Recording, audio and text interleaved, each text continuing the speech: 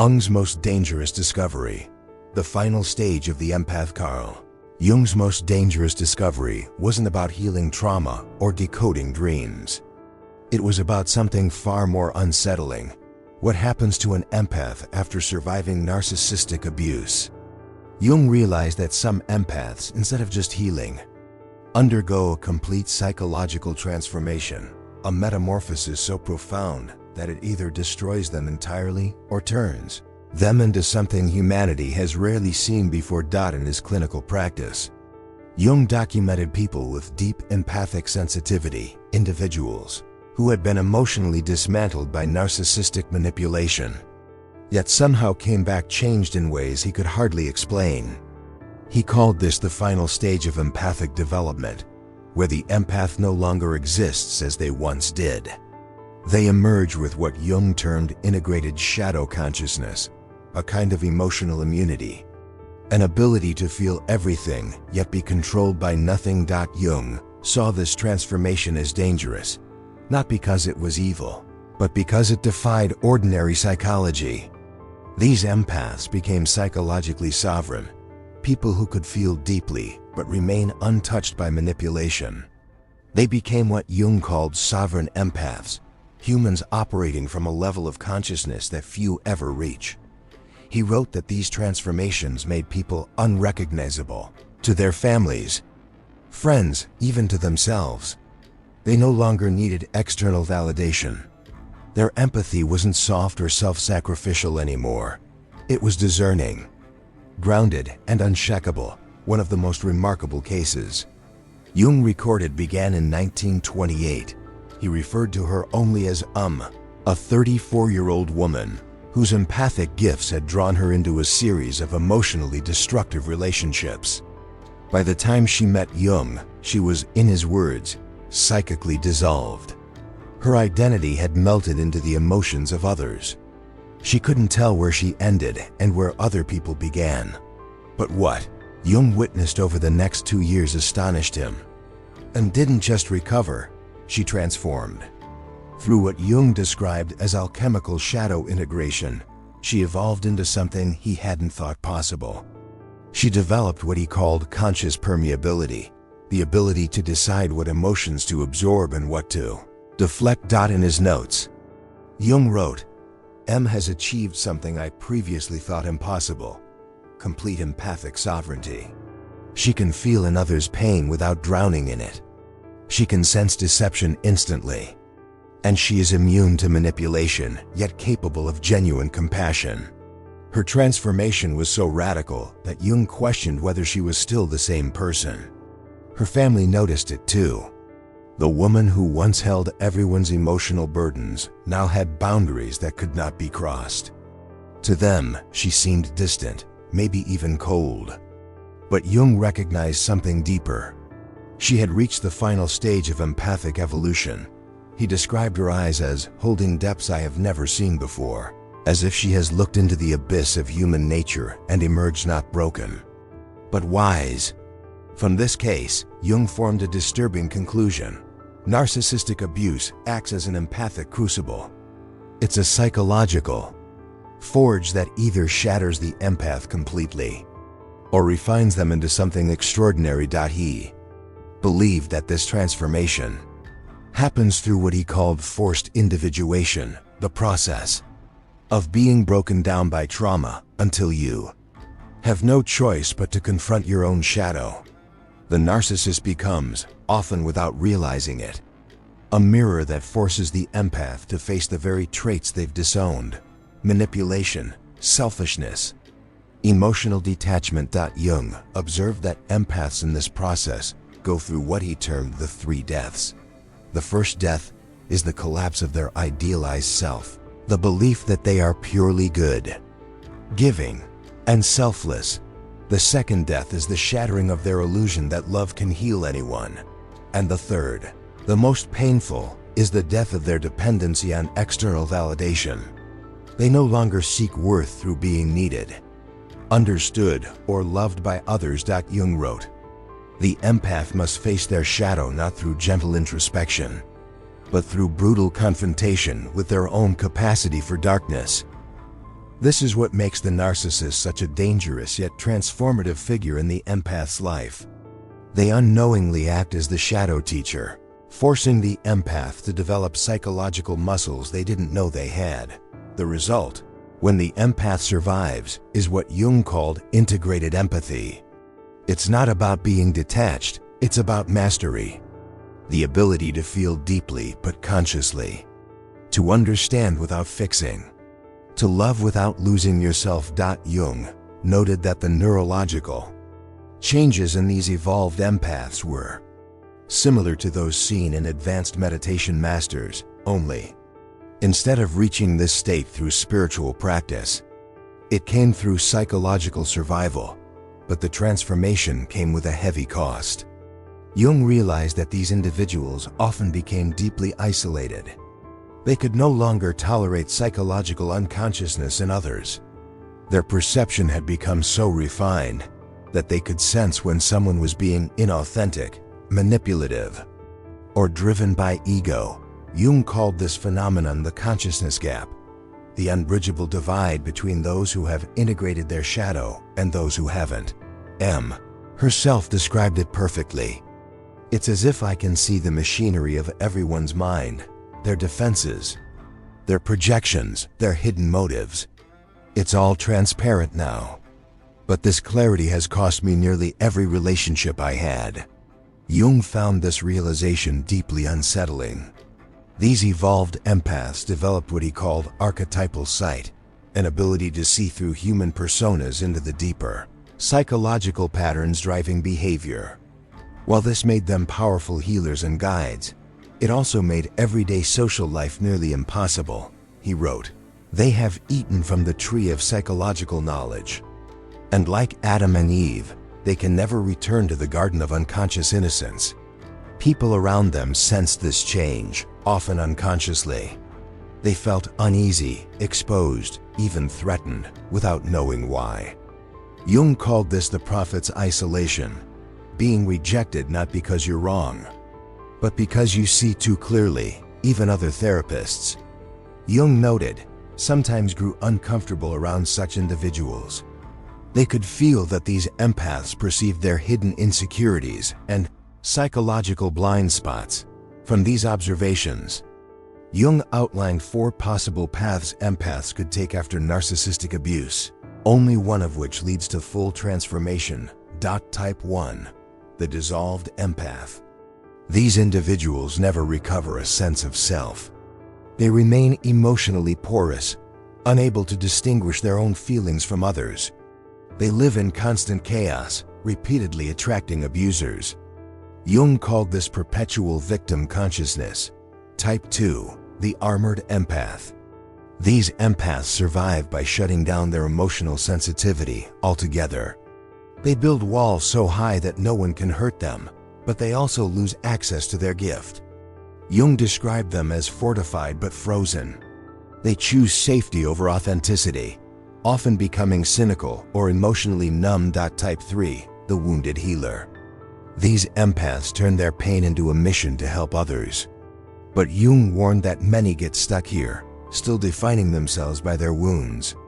They help compulsively, often at their own expense, deriving worth from being needed. Jung noted, they haven't yet integrated their shadow and remain open to subtle forms of manipulation. Type 4. The sovereign empath. This was the final stage, the one Jung found both awe-inspiring and perilous.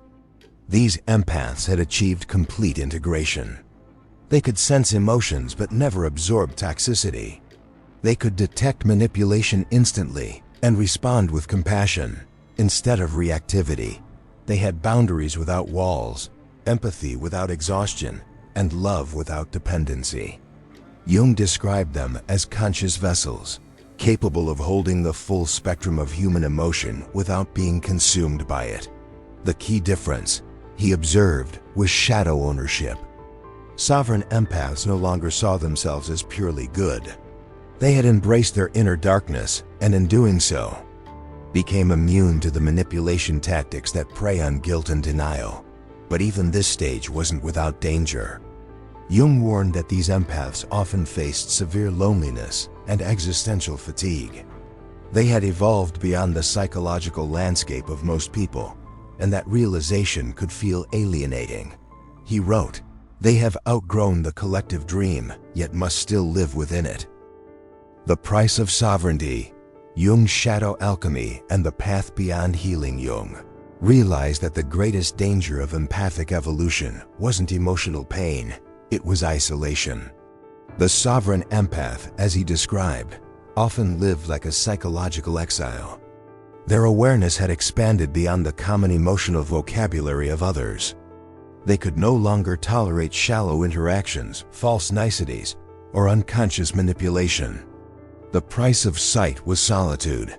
He wrote, "They have outgrown the psychological level of most humans, like adults trying to relate to children. The gap in consciousness creates an unbridgeable divide." Many of his patients who reached this level described feeling like strangers in their own lives, like they had returned from a war no one else remembered fighting. This awareness came with what Jung called the burden of sight. The sovereign empath could see through the patterns that shaped people's lives, their projections, attachments, and delusions. They could sense emotional undercurrents before words were even spoken. It wasn't mystical, Jung said, but deeply psychological. Their perception had become archetypal, attuned to symbols and patterns of the collective unconscious, but such sight carried fatigue. Jung described this exhaustion as archetypal fatigue, the psychological weariness that comes from seeing too much, understanding too deeply, and rarely being understood in return. Many of these evolved empaths found themselves predicting the collapse of relationships or the emergence of conflicts long before they unfolded. They could perceive manipulation not as isolated behavior, but as recurring human archetypes acting through people. Then came the responsibility weight. These individuals carried enormous insight, but Jung warned that unsolicited wisdom is rarely welcomed. Many learned the hard way that not everyone wants to awaken. Jung likened this to the Cassandra complex, the mythic curse of knowing the truth yet never being believed. Sovereign empaths often suffered from this silently, realizing that trying to enlighten others against their will only deepened their alienation. The fourth danger Jung identified was the authenticity demand. Once someone has integrated their shadow, authenticity becomes non-negotiable. Jung wrote, "They can no longer endure falseness, either in others or in themselves." This inner alignment acts like a psychic compass. It points unfailingly toward truth. But that same alignment also makes social conformity nearly impossible. Jung described them as truth sensors, able to detect inauthenticity in tone, intention, or energy. What made them powerful also made them outcasts. Their presence could feel uncomfortable to those hiding behind masks. He said, "They have achieved psychological mastery, but at the cost of normal human connection. They have become bridges between the conscious and unconscious realms, but bridges are walked upon, not embraced." However, the most dangerous pitfall wasn't isolation. It was what Jung called archetypal possession. Some empaths, after reaching advanced psychological states, began identifying too deeply with their role as healers, visionaries, or truth-tellers. They lost their human grounding. Their empathy, once balanced with humility, became inflated by the archetypes of savior or prophet. Jung warned, the moment one believes themselves beyond shadow, they are already possessed by it. To prevent this, Jung developed what he referred to as the Shadow Integration Protocol, a psychological alchemy for empaths recovering from narcissistic abuse. It wasn't traditional therapy. It was a psychological process of transformation through radical self-awareness. Stage 1, Shadow Acknowledgement. Jung insisted that true healing begins when the empath acknowledges their own capacity for manipulation, cruelty, and self-interest. "You cannot integrate what you refuse to own," he wrote. This meant facing the uncomfortable truth that even goodness can become a weapon when used to control or seek validation. Many empaths, Jung noted, unconsciously used their kindness to gain love or superiority. Shadow acknowledgement was about dismantling this illusion, realizing that purity itself can be a mask. Stage 2. Projection withdrawal. In this stage, empaths learn to reclaim the parts of themselves they've projected onto others, especially the narcissist. The narcissist's arrogance mirrors their own repressed desire for recognition. The narcissist's manipulation reflects their own subtle emotional control. And the narcissist's lack of empathy exposes their own hidden detachment. This realization, while painful, dissolves the psychic bond between empath and abuser. Jung called it breaking the unconscious contract. Stage 3. Boundary alchemy. After withdrawal of projections comes the rebuilding of boundaries, but not the rigid, fear-based kind. Jung taught conscious permeability, the art of choosing what to feel and what to release. True boundaries, he said, are not walls but filters. The sovereign empath learns to remain open without being invaded, compassionate without being consumed. This stage develops empathic discernment, the ability to sense manipulation without reacting, to love without losing oneself. Stage 4. Archetypal alignment. In the final stage, the empath aligns with what Jung called the wounded healer archetype. Here, their suffering becomes meaningful, their pain becomes purpose. It's not about becoming a therapist or guru, but embodying wisdom through presence. The sovereign empath recognizes their wound as an initiation, a sacred preparation for guiding others through darkness. Their life becomes less about recovery and more about service to consciousness. To support this process, Jung prescribed specific inner practices, what he called psychological alchemy tools. These included shadow dialoguing, consciously conversing with disowned parts of the self, the angry, jealous, or fearful fragments that the empath once rejected. Empathic fasting, taking deliberate breaks from emotional absorption, days of silence, solitude, or withdrawal from others' energy. Archetypal meditation, reflecting on mythic symbols or dreams to understand the deeper patterns shaping one's psyche. But Jung emphasized one thing above all: empaths must stop trying to go back. There is no return to the person they were before the abuse. The chrysalis cannot become a caterpillar again, he wrote. The goal is not recovery, but metamorphosis. This insight became a cornerstone of Jung's later writings, that transformation, not restoration, is the true aim of suffering. He saw trauma not merely as damage, but as initiation into deeper consciousness. To understand why some empaths achieved sovereignty while others were destroyed, Jung began studying historical and personal case patterns. Success Pattern 1. Jung himself, in his private notes, Jung admitted that his own psychological theories were born from personal persecution. He endured manipulation by mentors and institutions that tried to exploit his sensitivity. But instead of becoming bitter, he used that pain to study the human shadow. My tormentors became my greatest teachers, he wrote. By observing them as psychological specimens rather than enemies, Jung developed the tools that later defined analytical psychology. Success Pattern 2. The transformed artist and healer. Among Jung's patients were artists, writers, and doctors who had survived emotional abuse and emerged with amplified creative or intuitive gifts. One composer channeled her pain into music that Jung described as archetypal sound, melodies that seemed to speak directly to the collective unconscious.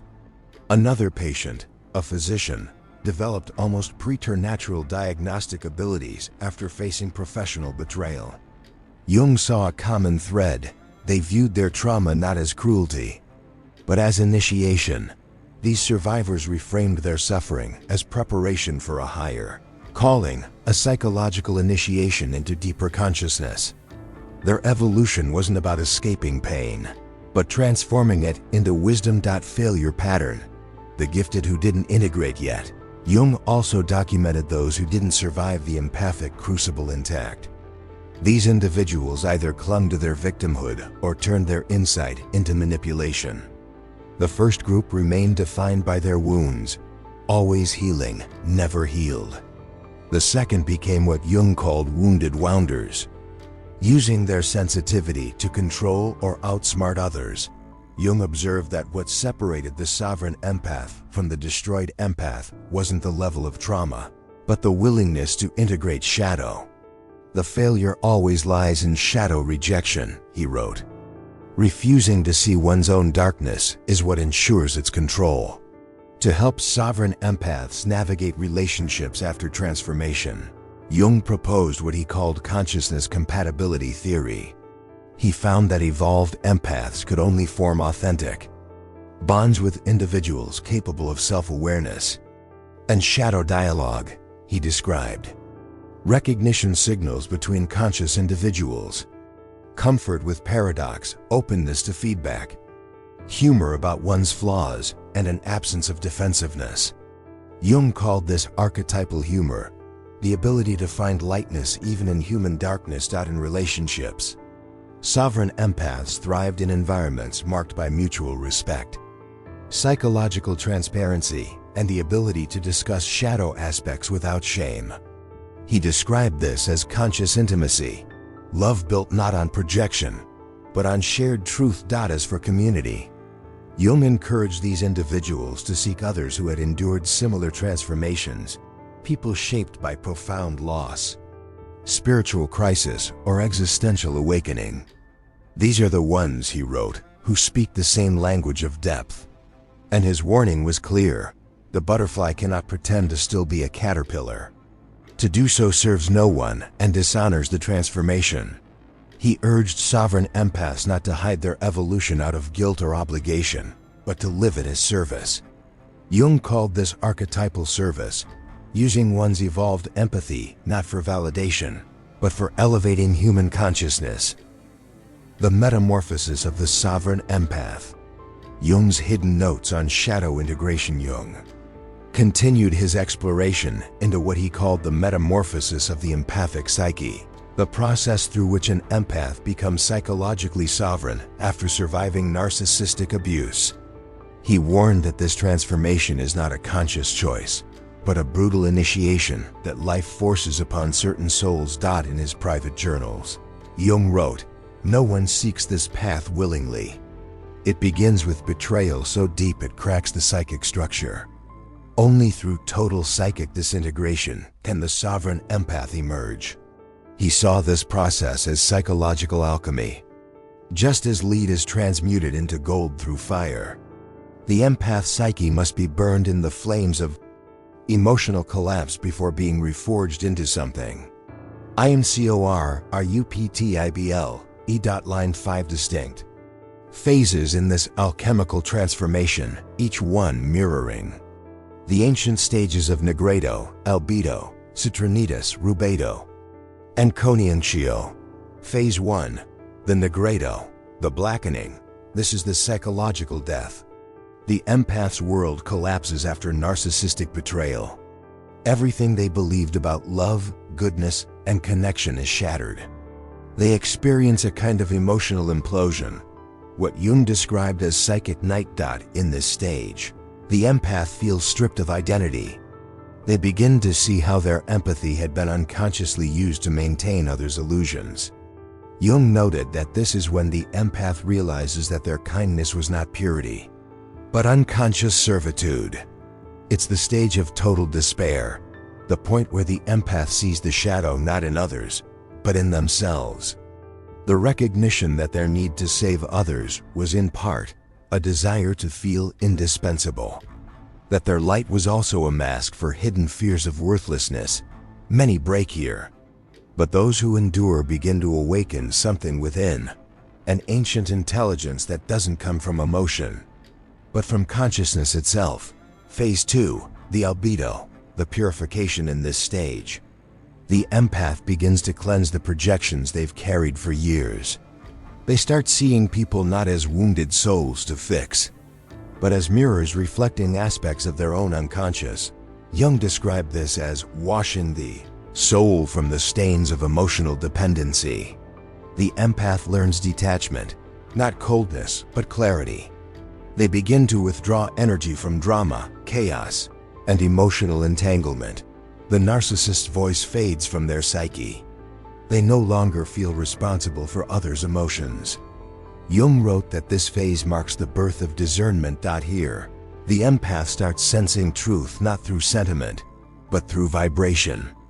They can feel when something is real or false, not as an idea, but as a visceral, energetic knowing. Phase 3, the citrinitas, the illumination. This phase is marked by inner illumination, a dawning of psychological insight so profound that it rewires the empath's perception of reality. Jung noted that this stage often feels supernatural, though it's actually the full awakening of psychological intuition.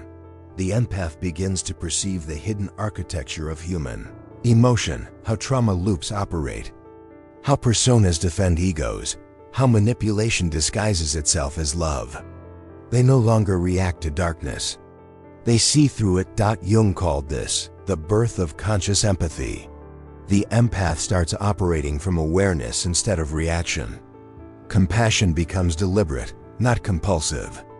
They help without absorbing, listen without merging, and love without losing the self. Many report heightened synchronicities, lucid dreams, and moments of precognitive knowing.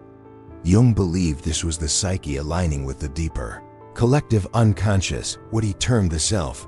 Phase 4, the rubedo, the reddening. Here, the empath's shadow and light unite. The parts they once rejected, anger, boundaries, assertiveness, are no longer seen as flaws, but as necessary instruments of wholeness. Jung wrote, "The sovereign empath is born when compassion and power coexist without conflict." This stage is fiery. It's where the empath learns to wield their energy consciously. They no longer dissipate it in emotional caretaking. Instead, they direct it toward creation, art, teaching, and truth. They become emotionally magnetic. People sense their authenticity instantly. Yet, ironically, this also repels those who still live in denial. The sovereign empath begins to embody truth so vividly that falsehood cannot stand in their presence. They stop seeking love and start emanating it. Jung observed that this marks the emergence of what he called the golden aura, the integrated energy field of an awakened psyche. Phase 5, the conscientio, the sacred union. This is the final and rarest stage. The empath's ego and soul merge into harmony. They live not from reaction, but from pure presence. Jung believed this was the psychological equivalent of enlightenment. He wrote, "At this stage, empathy ceases to be a trait. It becomes a state of being, a resonance with the totality of existence." The sovereign empath no longer sees themselves as separate from humanity. They perceive even the narcissist with understanding, not to reconnect, but to recognize the unconscious suffering that drives all manipulation. Their empathy becomes a mirror that heals, not through fixing, but through reflection of truth. They become what Jung described as living symbols of integration, embodiments of consciousness itself. But Jung also warned, the price of such awareness is solitude. To perceive this deeply is to live between worlds, too awake for the collective dream, yet too human to detach entirely. He noticed that sovereign empaths often became quiet, introspective, and selective in their relationships. They lived not from emotional need, but from inner peace. Many dedicated their lives to creative or spiritual work, guiding others through the darkness they once endured. Jung concluded that this transformation represents the highest expression of individuation, the point where empathy evolves from a psychological function into a spiritual intelligence. He summarized it with one haunting sentence in his final note: "The empath's suffering was never a curse. It was the initiation required to remember their divine nature."